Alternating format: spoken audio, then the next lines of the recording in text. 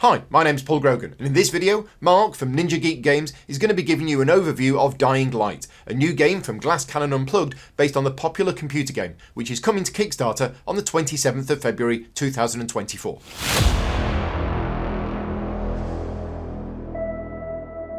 Hello and welcome. Yes, I'm back. It's Mark from Ninja Geek Games, and this is Dying Light, the latest game hitting Kickstarter on the 27th of February from Glass Cannon Unplugged, and there'll be a link in the description that will take you to the campaign. Dying Light, the board game, has been adapted from the popular console version to a 1 to 4 player cooperative survival horror for your tabletop. You represent a runner who is a survivor with mad parkour skills, where the game takes place in a post-apocalyptic. It's got zombies in it. This is a campaign-based game where you play a number of scenarios with various objectives that boast both character and world development. During the game, as well as backflipping off walls, you'll have to avoid or fight the infected, but unfortunately you can't sit on the rooftops with a loved one and watch the sunset. This is because the infected become a little more menacing at night. Now, this is just a prototype version of the game that contains one scenario, so you, along with the zombies, can ingest the game in bite-sized chunks and really get your teeth into it. Let's jump in. Oh my god, there's so many puns. The game map is made up of city tiles containing multiple areas where some are split into zones. The scenario setup informs you where to place terrain pieces that include awesome looking 3D buildings and various walls, as well as the horde of infected. The city map also has a number of valuable item tokens that can be collected by our runners during the game, in addition to those that indicate hazards within these areas. Right off the bat, this does look pretty amazing, as well as terrifying, and really brings the IP to life right on your tabletop, and I'm quite impressed with the appearance. Each player gets their own runner board that stores all the equipment and items that you need for zombie hunting. This is your runner card, representing your character in the game, and there are 4 runners to choose from. All are named so you can really get attached to them before they're ripped limb from limb, which is nice. Their starting skill card is shown on the back, which is different for all runners and provides passive abilities. Gear comes in the form of sets of 3 matching tokens. Each player selects their own set, and they're stored in these slots on your runner board. These are double-sided, and as we'll see, they are flipped to their reverse side once used. You also get to choose your starting weapon, from a raggedy chopper to, and living in England, this hurts my soul, a cricket stick. It's a bat, people, a cricket bat. Actions in the game are taken using a pool of coloured die. Once spent, they'll be placed on your runner board in these various slots depending on how you use them, and the exposure cards are a small deck that can activate the infected. Of course, you also get a really cool looking mini representing your runner on the city map, and they all have a dynamic pose, whether they're swinging a huge axe or vaulting over the infected. Lastly, we come to the scenario components that consist of the story and specific elements needed for this particular game. A small activation deck determines the runner and infected turn order at night, and we have cards representing the common and epic tokens already set up on the city map. The round tracker shows when night approaches, and there are various other tokens as well as more dice for damage and risk rolls, and other combat related components such as wound cards.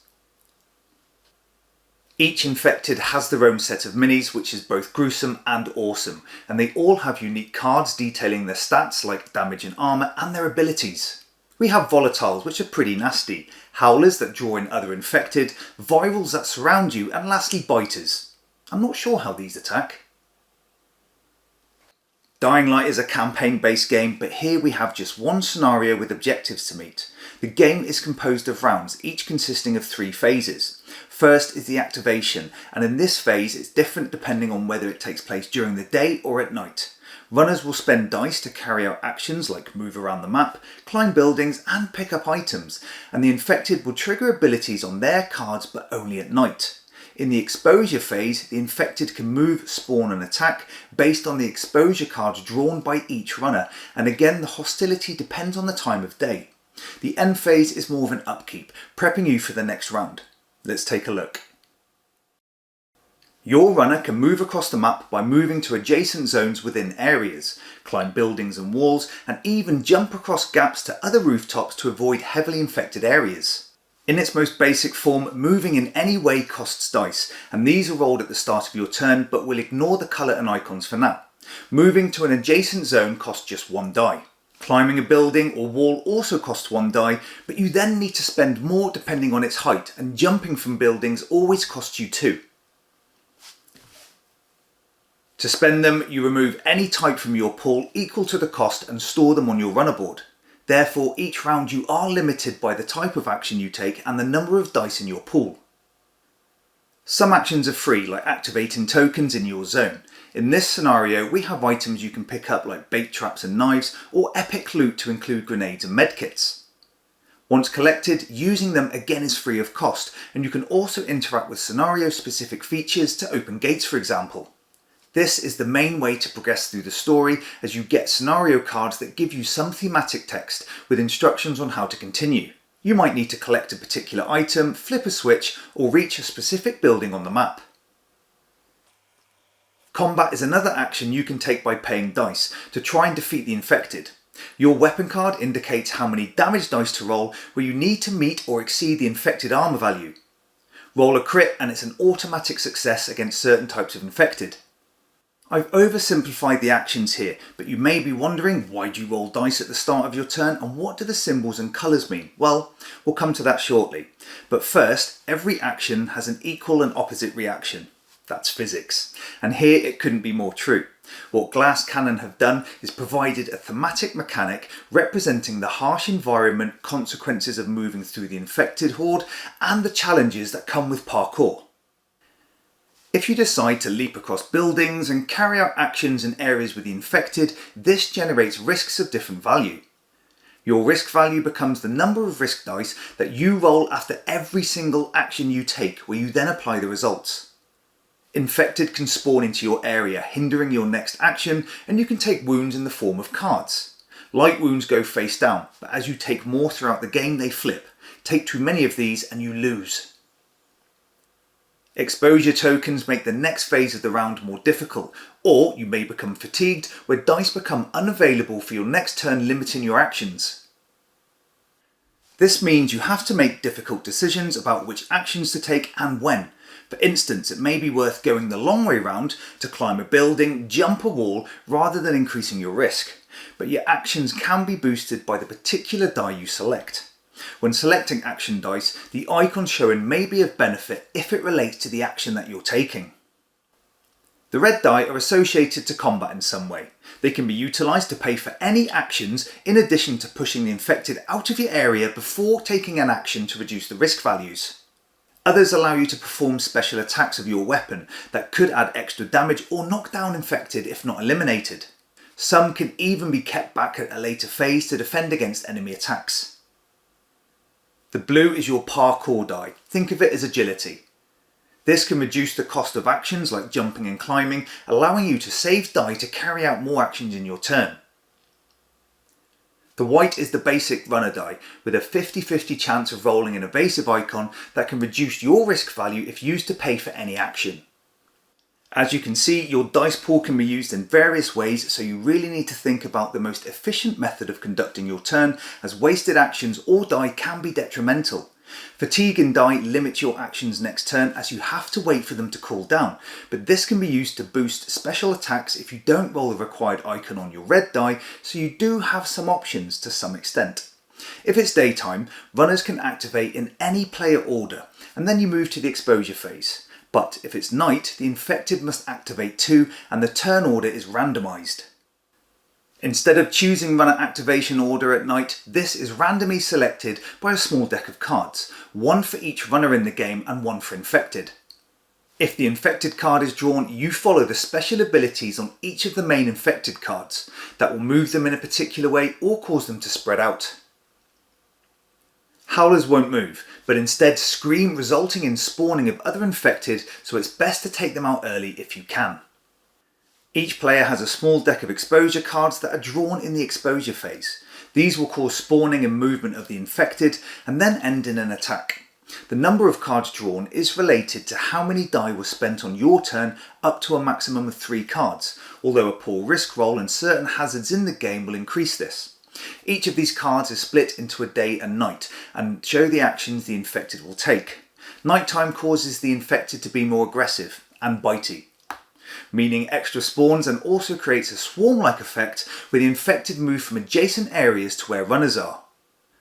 What's more, the infected don't sit in zones, they are contained within the larger areas. This means that when they move or when you attack and calculate risk, you need to consider the whole area your runner is in, not just the zone.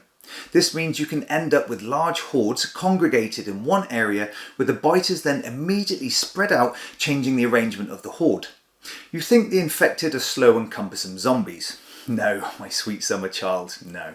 Virals close in from distance, volatiles move double the speed, and all but biters can climb terrain, so you're never truly alone.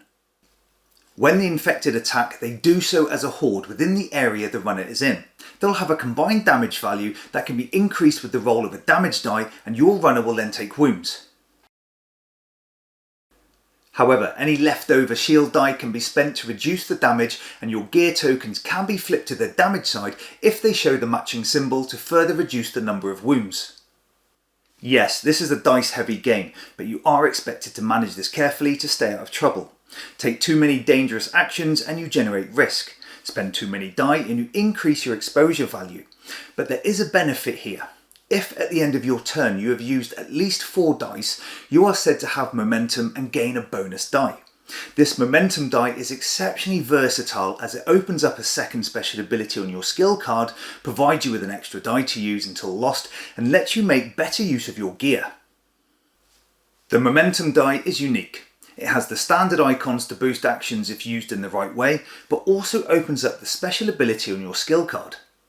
Not only that, it can be spent to take any action as normal, but if it doesn't have the required icon to boost the action, you can now make use of any momentum icon on your gear tokens. For instance, if you wanted to reduce the cost of a jump action but didn't roll the required icon on the blue die, you can instead spend the momentum die and use the jump boost from your trainers, and each runner will have a unique set of gear. The game ends when you complete the required objective for the scenario, in which case the runners win. But if any fall due to taking on too many wounds, then the game is over. Dying Light gameplay changes quite drastically between day and night. In this scenario, there is only one round of daylight and the rest of the scenario takes place at night, where immediately the game changes state and is noticeably tougher. But here, I've been able to upgrade my pool of dice during play from completed story actions. There are safe houses to make use of, and taking heavy wounds does provide you with an instant action directed by the card. What I did like and thought was pretty thematic was that one particular exposure card is the Chase. When this comes into play, it spawns and moves the infected and will remain revealed and continue to activate each exposure phase unless you can find respite. So whilst you're busy completing the objectives, you're also panicking trying to locate a quiet area of the city to discard the effect. The Kickstarter campaign will introduce additional infected and more hazards to interact with, like gas tanks to set on fire, or the ability to build bridges between buildings to eliminate the risk of jumping, which is always welcome. And again, this was just a prototype, so some of the content is limited here. This video is a collaboration between Gaming Rules and Ninja Geek Games and created in advance of the upcoming Kickstarter campaign that goes live on the 27th of February. I hope this was useful in providing an overview of the game, and for more details please check out the link in the video description. Thanks for watching. Cheers.